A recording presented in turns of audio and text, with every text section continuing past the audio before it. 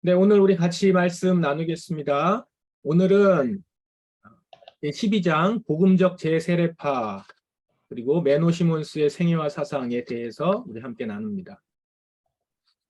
오늘 전체 내용에서는 재세례파 내용을 주로 다루고요.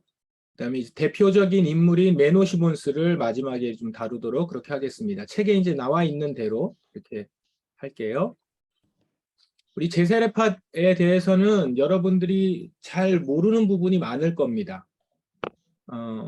대부분 모르거나 오해하는 정도 그렇게 아마 있을 거예요. 그러실 거예요. 주류 종교 개혁자들하고 각을 세우는 경우가 좀 많았기 때문에 현재 대부분 개신교가 주류 종교 개혁자들의 이제 후예인 만큼 이 재세례파에 대해서 좋은 인상을 갖고 있지 않은 게 현실입니다. 그러나 오늘 내용들 여러분 읽어보신 분 아시겠지만 그 인상이 조금은 달라지지 않을까 싶습니다.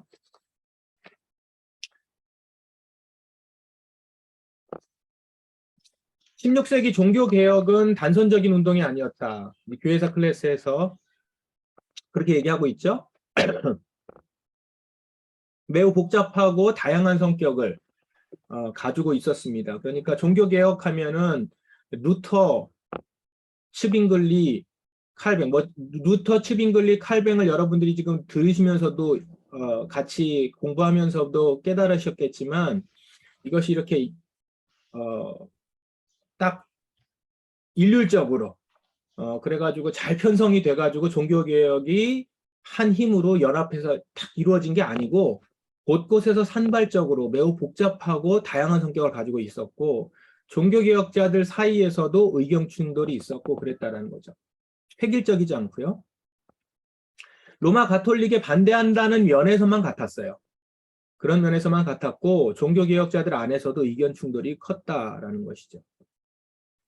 이 재세례파라고 불리는 이 부류도 종교개혁자 부류이죠. 이들의 가장 큰 특징은 주류 종교개혁자라고 그래도 불리는 루터나 츠빙글리나 칼뱅파 이들의 개혁이 충분하지 못하다라고 하는 그런 문제의식에서 출발을 해요. 그래서 더 적극적으로 개혁을 일으켜야 된다. 더 확실히 해야 된다라는 측면에서 이제 더 개혁을 추진을 하죠. 그래서 이거를 그 직선 안에서 이렇게 쭉 정리를 하면은 가톨릭이 제일 우측에 있다면 이제 주류 종교 개혁자가 이제 중도 정도에 있고 그 다음에 재세례파를 이제 좌쪽에 이렇게 놓쳐. 이렇게 직선에서 놓자면 굳이 놓자면 그런 거예요. 그래서 급진적이고 더 진보적입니다. 주류 종교 개혁자들보다. 이제 그렇게 보는 게 좋겠습니다. 그러나 이런 표현도 이렇게 급진적이다, 더 진보적이다, 뭐 좌파다 이렇게 얘기하는 것도 주류 종교 개혁자들 입장에서 그런 것이고 재세례파 쪽에서 보자면 이것이 제대로 된 개혁이다. 개혁이 온당하지 못했기 때문에 우리가 이렇게 주장하는 것이다. 이렇게 얘기할 겁니다. 예, 그 당시에 재세례파의 모습이었습니다. 그럼 재세례파를 좀 자세히 보면 정리를 잘 해놨더라고요. 이것은 그냥 간단하게 상식선에서만 좀 아시면 좋을 것 같아요. 급진적 종교 개혁자들, 그러니까 이제 재세례파와 비슷한 부류에 있었던 종교 개혁자들이 세 부류로 이렇게 나눠볼 수 있다. 그래서 재세례파 부류가 있고, 그다음에 영성주의자들이 또 있다는 거예요. 그다음에 복음적 합리주의자들 이렇게 세 부류가 있고 그 중에서 이제 가장 영향이 컸던 부류가 재세례파 부류인 거죠. 급진적 종교 개혁자들 중에서 이 세 부류에서 재세례파가 제일 영향이 컸고 이 재세례파도 약 세 부류 정도로 나눌 수 있다는 거죠. 혁명적 재세례파, 명상적 재세례파, 복음적 재세례파. 우리가 일반적으로 알고 있었던 이제 재세례파는 복음적 재세례파예요. 오늘도 그 내용을 다룰 것이고. 그런데 재세례파에 대한 인상을 잘못 심어준 그 이유가 되는 재세례파는 혁명적 재세례파들입니다. 이제 그들 때문에 다른 재세례파, 대부분 복음적 재세례파가 더 많은데 이들의 어떤 이미지가 굉장히 안 좋게 됐다라는 겁니다. 재세례파의 공통점은 이렇습니다. 기본적으로 성서에 충실하다라는 거예요. 이것은 종교개혁의 가장 큰 특징이죠. 제세례파들은 뿐만 아니라 종교개혁자들은 성서에 충실해요. 성서를 보니까 로마 가톨릭의 여러 가지 관습이라든가 관행이 잘못된 것이다. 여기서 출발하잖아요.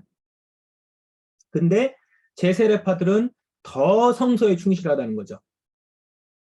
그러니까 종교개혁자들이 성서에 충실하다라고 얘기하면서 자기네들도 종교개혁을 이루어가면서 자꾸 다른 관습이라든가 아니면 구태의연한 로마 가톨릭의 관습을 따라간다든가 이런 식으로 되는 거에 대해서 성경을 따라간다고 하면서 왜 로마 가톨릭이 하던 일을 답습하냐 이렇게 건의를 하는 거죠. 이런 부분에 이제 의견을 내고 이런 부분들이 문제가 있다라고 얘기를 합니다. 그래서 더 근본적으로 핵심적으로 성서를 충실하게 받아들이려고 하죠. 그래서 굉장히 문자적으로 그 성경을 따라가는 쪽으로 갑니다. 가장 큰 예 중에 하나가 산상수훈입니다. 산상수훈 같은 경우는 산상수훈의 팔복 같은 경우 거기에 있는 내용이나 산상수훈에 있는 쭉 내용을 보면 그게 이제 행동을 굉장히 중요하게 여기잖아요. 이것을 로마 가톨릭은 이 행동을 다 지켜야 된다라고 얘기를 해요. 행위를 되게 강조합니다. 그런데 그걸 다 못하잖아요. 그걸 누구에게 이제 해당하는 것으로 국한을 시켰냐면 사제들이 그 일을 하는 거다. 그래서 사제하고 평신도들하고를 구분을 해요. 그래서 사제들은 그걸 다 지켜야 되고 평신도들은 거기까지는 안 해도 된다. 그러니까 이제 사제들한테 이렇게 기대는 거예요. 근데 이제 종교개혁자들은 아니다. 그런 거 없다. 만인제사장주의. 모든 사람이 다 똑같이 말씀을 지켜야 된다. 근데 그렇게 보면 산상수훈의 내용이 지키기가 어렵죠. 그래서 이거를 루터 같은 경우는 어떻게 얘기했느냐면 이 마음에서 이것들이 그런 쪽으로 갖도록 해야 된다라는 쪽으로 갔어요. 실제로 행동으로 행위로 다 지키는 게 아니라 마음으로. 그러니까 심령이 가난한 자는 복이 있나니라고 하지 않았냐. 그러니까 꼭 가난해야 되는 게 아니라 마음이 이렇게 가난하면 되고 이런 식으로 얘기를 한 거죠. 근데 제세례파는 그걸 왜 마음에 국한을 두느냐, 진짜 행동으로 가는 게 맞지 않냐, 성경에 그렇게 나와 있는데 이렇게 간 거예요. 그러니까 훨씬 더 문자적으로 받아들이려고 했던 거죠. 그러니까 제자의 삶을 강조할 수밖에 없죠. 훈련된 제자의 모습을 강조합니다. 이게 진짜 그리스도인이라는 거예요. 그래서 나타났었던 여러 가지 강령들이 다 보면 행동 강령들입니다. 절제, 검소, 윤리. 거기에 뭐가 들어있냐면 제가 책을 보니까 과식, 이런 폭식하는 거죠. 과식하는 것도 그런 것도 금지하고 그 다음에 제세례파에서 제일 먼저 시작했던 운동이 지금까지 영향을 미치는 게 알코올 금지 운동이에요. 그러니까 금주. 원래 기독교는 개신교는 술에 대해서 그렇게 금지하지 않았더라고요. 종교개혁자들도. 그래서 루터나 칼뱅이나 다 그렇게 술을 금지하지 않죠. 그러니까 지금 루터교 기독교가 많은 독일에서는 지금도 그 술에 대한 부분으로 되게 관대하죠. 맥주나 이런 것들이. 근데 제세례파는 이 금주, 알코올 음료를 금주하는 것을 강조를 했던 그런 종교개혁자들입니다. 성경에 충실하다 보니까 유아 세례는 성경적이지 않다라는 것들을 얘기하기 시작합니다. 그래서 세례는 진짜 신앙 고백이 필요한 부분인데 어떻게 유아가 세례를 받을 수 있냐 이렇게 가는 거예요, 논리가. 그래서 유아 세례를 반대하고 성인 세례로, 그 세례도 굉장히 엄격하게 해서 세례를 줬죠. 그래서 무늬만 크리스찬인 것들 그런 부분들은 제해해야 된다 이렇게 봅니다. 그렇기 때문에 이것과 연결이 돼요. 국가 종교를 반대한다는 것도 그렇습니다. 국가가 어떻게 온전히 크리스찬의 모습으로 변할 수 있냐? 그럴 수 없다. 그러므로 국가와 교회는 이렇게 섞일 수 없다. 국가 같은 경우는 그 태생 자체가 타협점이 있을 수밖에 없지 않냐. 그 안에 믿지 않는 사람들도 있고 그렇기 때문에 타협점이 있는 기관이므로 교회는 순결한 모임이어야 하는데 둘이 이렇게 연합하거나 합할 수 없다. 그래서 교회와 국가는 철저하게 분리해야 된다. 이렇게 생각을 하고 그래서 그 분리를 얘기하기 시작했어요. 내용들을 보시면 진짜 종교개혁자들의 모습 그대로죠. 그래서 그걸 따라가는 사람들이 되게 많아졌고 선한 영향력을 많이 끼쳤습니다. 가난한 자들을 구제하는 일이라든가 이런 거에 적극적으로 나섰고 굉장히 절제하고 검소하고 사랑을 실천하고 온유하고 이런 것들이었습니다. 근데 문제는 뭐였냐? 이 국가 간의 문제가 좀 있었어요. 그러니까 국가 간의 문제가 있으니까 당시의 종교개혁자들, 주류 종교개혁자들은 국가하고 같이 결속을 해서 어떤 일을 이루려고 했단 말이에요. 근데 이제 이 부분이 문제가 되고, 그러니까 국가가 이 급진적 종교개혁자들을 별로 좋아하지 않죠. 도움이 안 되니까. 거기에 이제 뭐가 들어가 있냐면 전쟁 반대. 당연히 그렇겠죠. 종교개혁자들이. 그 다음에 사형제도 반대. 이게 급진적 종교개혁자들이에요. 그러니까 이게 국가가 하고 있는 일들을 많이 반대하게 됐고, 게다가 이 같이 국가와 연결해서 일을 하려고 했던 주류 종교개혁자들 입장에서 봤을 때 유아세례 반대하고 성례에 대한 부분을 자꾸 바꾸려고 하니까 여기서 충돌이 일어나고. 그래서 정부의 비협조적인 면들이 있기 때문에 무난하지 않은 거예요. 이 급진적 종교개혁자들의 이 외침이. 그래서 처음에는 이들을 그냥 무시했는데 점점 수가 많아지고 영향력이 커지니까 이들을 탄압하기 시작합니다. 핍박이 따라요. 핍박을 해도 그냥 받아들이는 거고, 이 제세례파의 특징이 뭐냐면 그냥 개혁을 일으키자는 것이 아니라 온전한 초대교회로 회복하자라고 하는 게 그들의 모토예요. 콘스탄티누스 황제 때부터 교회가 타락했다 이렇게 봐요. 왜냐하면 국가랑 결탁을 했기 때문에. 그러니까 초대교회로 들어가면 초대교회가 어땠냐? 많은 사람이 순교당하지 않았냐? 그러니까 제대로 예수를 믿으면 순교당하는 게 마땅하다 이런 주의였어요. 그러니까 순교를 당하는 거를 그냥 받아들여요. 그런 분위기였으니까 핍박을 많이 받습니다. 그래서 가톨릭에게도 핍박을 받고요. 종교개혁자들이니까. 그리고 주류 프로테스탄트들에게도 핍박을 받아요. 모두에게 핍박을 받아서 대량 학살을 당합니다.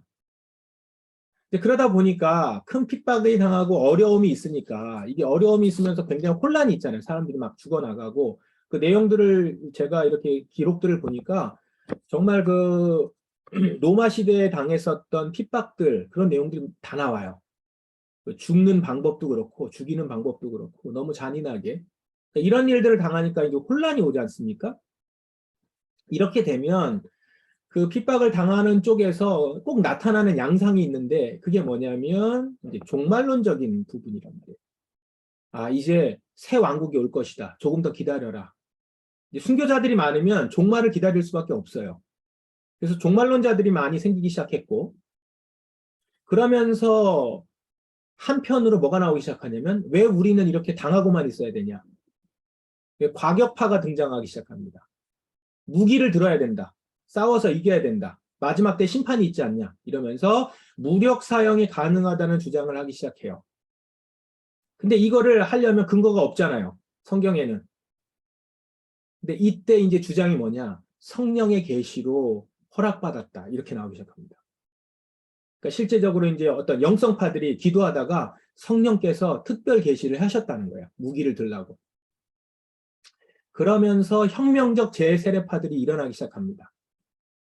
그래서 한 두 개 도시가 이 책에 나와요. 그 스트라스부르하고 그 다음에 민스터라고 나오죠, 독일에. 이 도시들이 한때는 재세례파, 혁명적 재세례파들이 장악을 했던 도시들입니다. 여기 나와 있는 메히오르 호프만이라든가 그 다음에 얀 마티스 라이덴의 요한, 얀. 이 사람들이 이제 민스터. 이 두 사람, 얀 마티스하고 라이덴의 얀은 민스터. 그리고 호프만은 스트라스부르에서 이 제세례파 도시를 만들어 갔어요. 근데 이게 너무 나간 거예요. 그러면서 그 자신들이 핍박받은 대로 그대로 이제 다 갚아주는 식으로 그렇게 무력을 행사했죠. 그래서 제세례파 도시를 만든다고 하면서 이게 그 영성파들이잖아요. 기도해가지고 계시받고 이러니까 이제 구약의 선지자들을 흉내내는 일들이 막 나타나요. 그래서 내용에 보면 기행적인 일들이 많습니다. 이렇게 나체로 돌아다니고 그다음에 그 이사야가 했듯이 입술에다가 숯불을 대면서 그러니까 석탄 덩어리 입술에 대면서 화로다 나로 망하게 되었도다 막 진짜 화상 당하고 막 이런 거. 그리고 여기서 이제 특별히 뭐가 있었냐면 성경에 있듯이 일부 다처제를 시행해요. 이 책에는 이제 남자들이 전쟁 와중에 많이 죽어서 대안으로 했다고 얘기하는데 그것도 이유가 될 것이고 그 이유를 이제 성경에서 일부 다처제를 시행하지 않았냐. 그래서 이제 일부 다처제를 시행을 해요. 그리고 이 일부 다처제에 반대하는 여성들을 또 죽여요. 그러니까 이런 일들이 이제 있으니까 이게 너무 나간 거죠. 그래서 가톨릭과 루터파 연합의 그 연합으로 이제 다시 이 도시들을 공격해 와서 여기서 축출을 당합니다. 이 종교개혁자들이 제세례파가.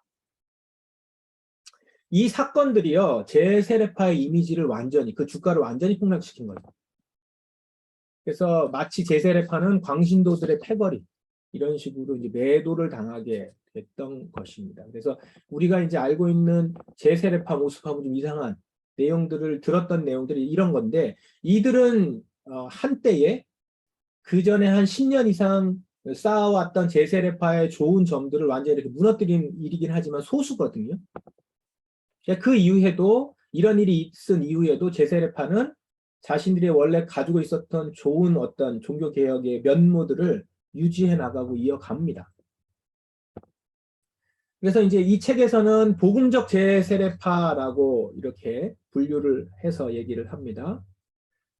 복음적 제세례파는 말 그대로 복음적 자세를 견지한 종교개혁자들이에요. 종교개혁파고 맨 마지막에 우리 같이 나누게 될 메노 시몬스를 중심으로 해서 일어난 제세례파들입니다. 이들은 많은 사람들에게 존경과 찬사를 좀 받았습니다. 한때 과격한 혁명적 제세례파, 일어났었던 혁명적 제세례파와는 다르다라는 거죠. 그러면서 과격 혁명 제세례파와도 다르고 주류 종교개혁자들, 루터파나 츠빙글리파, 칼뱅파랑도 다른 거는 뭐였냐면 세 가지, 크게 세 가지입니다. 우리가 계속 나눴듯이 유아세례, 그 다음에 교회관, 국가관이 근본적으로 아주 좀 큰 틀에서 다르죠. 주류 종교개혁자들하고. 책에 자세히 나와 있으니까 꼼꼼하게 읽어보시고요. 간단하게 정리를 하면 아까 말씀드렸는데 세례는 회심 후에 일어나는 것. 본인이 의식적으로 믿음을 고백한 다음에 세례를 받는 것이다 라고 하는 성경에 있는 점을 강조를 하니까 유아세례는 거기에 맞지 않죠. 유아세례가 이제 우리 오늘날에도 그렇듯이 유아세례를 받은 사람 중에서 좀 믿음이 희미하거나 저는 뭐 엄마 아빠가 세례를 제가 유아세례 받았다고 하는데 저는 그거에 대한 경험이 없어 이런 분들 있잖아요. 모태신앙이죠 말하자면. 여기에서 갖게 되는 모태신앙들이 갖게 되는 어떤 희미한 믿음의 그 모습들을 이제 경계하는 겁니다. 그래서 유아 세례는 반대, 성인 세례를 해야 된다라고 하는 성례적으로 그쪽에 굉장히 강조하고 이제 교회는 이 부분은 우리 초대교회 때부터 나왔던 얘기인데 순수한 믿음이 있는 자들의 모임이다. 교회는 그래서 알곡과 가라지가 섞여 있을 수 없다라는 것이고 주류 종교개혁자들은 알곡과 가라지 섞여 있을 수 있다 이거죠. 계속 이 싸움이 있어요 교회 안에. 근데 이게 유아 세례를 주는 것이나 이렇게 무늬만 크리스찬들도 받아들이는 것이나 교회는 그런 곳이다라는 게 다 이렇게 같이 연결이 돼 있죠. 논리적으로. 근데 그 복음적 제세례파들은 세례는 믿음의 결단, 하나님께 자신을 드림, 철저한 제자들 이렇게 가는 것이고 그러다 보니 교회는 순수한 믿음 있는 자들의 모임이다. 이렇게 되는 거죠. 그렇기 때문에 국가하고 결탁할 수 없어요. 교회는. 왜요? 교회는 타락한 자들과 타협할 수 없으니까. 그래서 아까 얘기한 것처럼 교회가 언제부터 타락했나? 역사적으로 콘스탄티누스 때부터 타락한 거 아니냐? 그게 결국 로마 가톨릭을 만든 것이고 그래서 종교개혁이 일어난 거 아니냐? 이렇게 보는 거죠. 그게 복음적 제세례파들의 주장입니다. 이 주장들을 잘 정리하고 영향력을 줬던 사람이 바로 이 메노 시몬스입니다. 제세례파의 대표적인 지도자예요. 이제 여기서 메노파가 여기서 나옵니다. 메노를 따르는 사람들에서 메노나이트 붙여가지고 그래서 이제 메노의 사람들 메노파라고 하는 거죠. 메노 시몬스를 따르는 사람들인데 지금도 메노나이트들이 있죠. 메노나이트라고 부르는 사람들이 있습니다. 루터보다는 13년 늦게 태어났고 칼뱅보다 13년 일찍 태어난 그런 사람입니다. 그러니까 종교개혁 그 시기에 태어난 사람이에요. 종교개혁자인 거죠. 메론 시몬스가.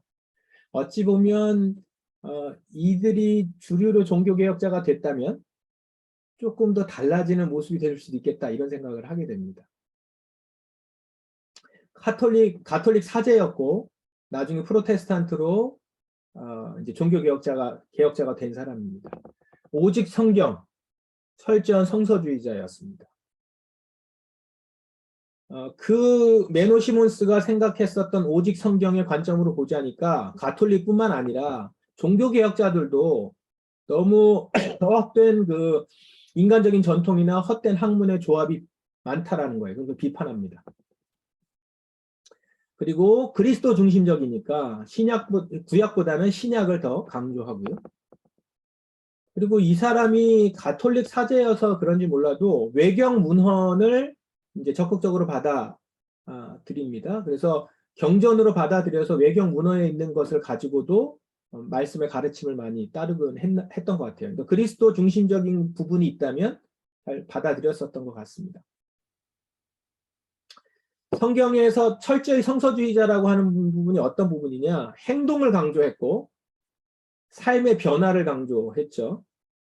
그러니까 어떤 상징적으로 그냥 성경에 있는 내용을 이건 그냥 상징적인 거야. 내면으로 받아들이면 돼가 아니라 실제로 해야 된다. 이렇게 본 겁니다. 제자도를 그렇게 본 거죠. 삶의 변화, 결단력 있는 행동과 섬김.